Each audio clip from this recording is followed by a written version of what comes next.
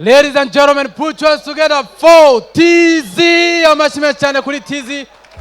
Ni umunyarwenya w'umuhanga cyane. Mumeze mute? Kubatanzi nitwa Tizzy. Impamvu mbasubiremo amazina yanjye ni ukugira ngo hatazongera kubaho urujijo. Hari umukobwa last time nahaye nimero yanjye.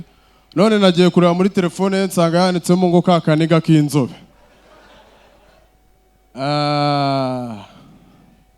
Kevin Kade in the house. Wagwan. Element yigeze kujya ahantu hamwe na His Excellence afata ijambo aravuga ati nitwa Element ele arangije aravuga ngo ninjye ngo waririmbye ngo Fou de toi abashyiraho n'akapera imbuga nkoranyambaga zirasara ngo umwanya ngo yawupfushije ubusa ngo nagomba gufata uriya mwanya ngo aririmbire His Excellence ngo yagomba kubaza ibibazo bifitiye urubyiruko akamaro. Ndibaza Kevin Kade iyo bamuha ijambo akavuga ngo murakoze nitwa Ufitine Marishari uzwi nka Kevin Kade ninjye waririmbye ndamutatamura.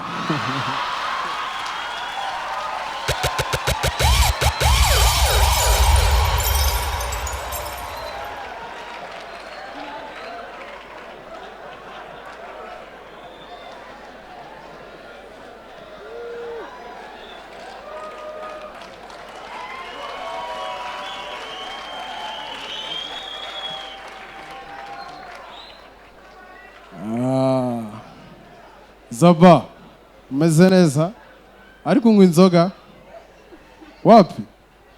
Abantu batanywa inzoga ariko iyo bavuze ngo Primus y'amapine muba mwumva ari biki?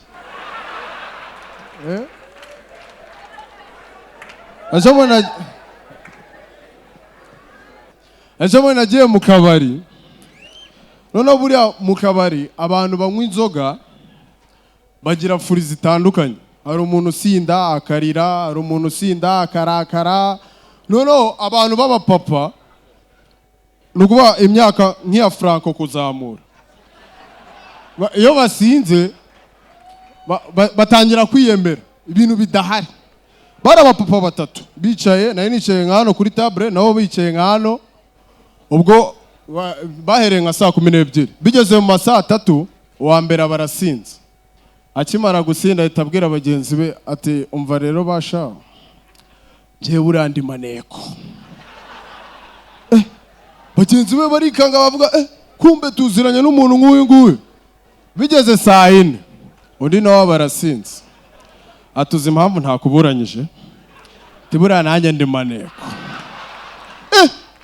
Noneho umugenzi wabo wasigara ari mu kantu aravuga we biratangira no kumushimisha aravuga tuko nziranye na maneko ebyiri ndi safe. Bigeze saa 7 nawe barasinze ati rero buriya nakomeje kubumva muvuga ndabihorera ati ikintu cya mbere kiranga maneko ntago zijya zibivuga. Mwigeze mwumva mbibabwira?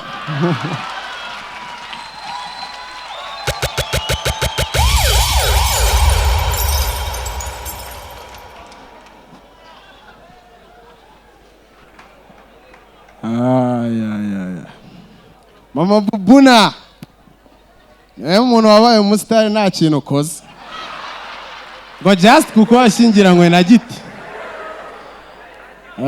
Buriya mu Rwanda abahanzi ni abanyamahirwe byatari kuko urumva umuhanzi aba afite indirimbo nyinshi mu mutwe.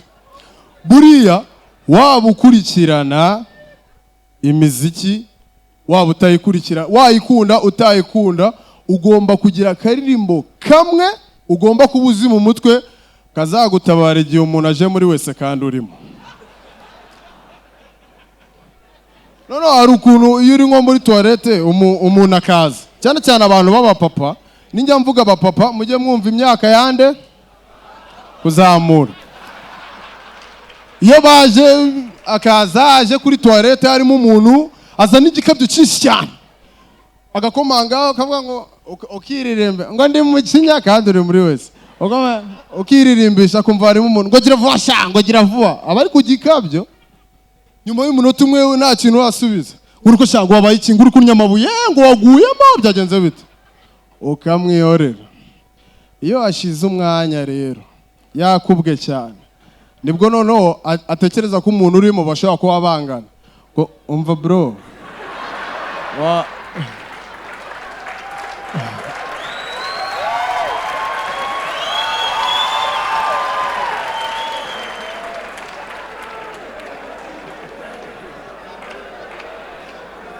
Melissa ntabwo ndakuvugaho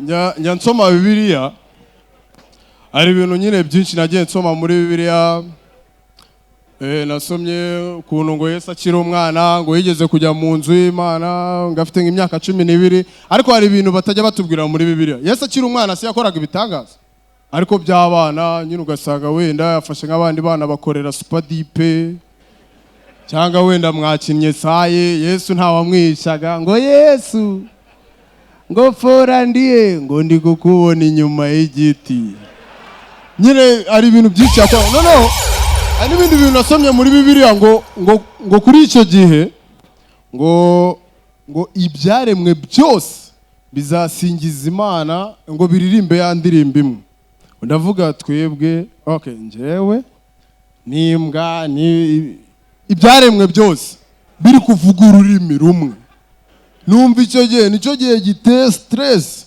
kizaba kibayeho mu mateka y'ikiremwa muntu reba uratashye ibyaremwe byose biri kuvuga ururimi rumwe ukigera mu rugo ugahita wumva imbwa yawe ngo boss ngo hari ibintu byo gukora nkabona nawe biri mu bubwa kabisa no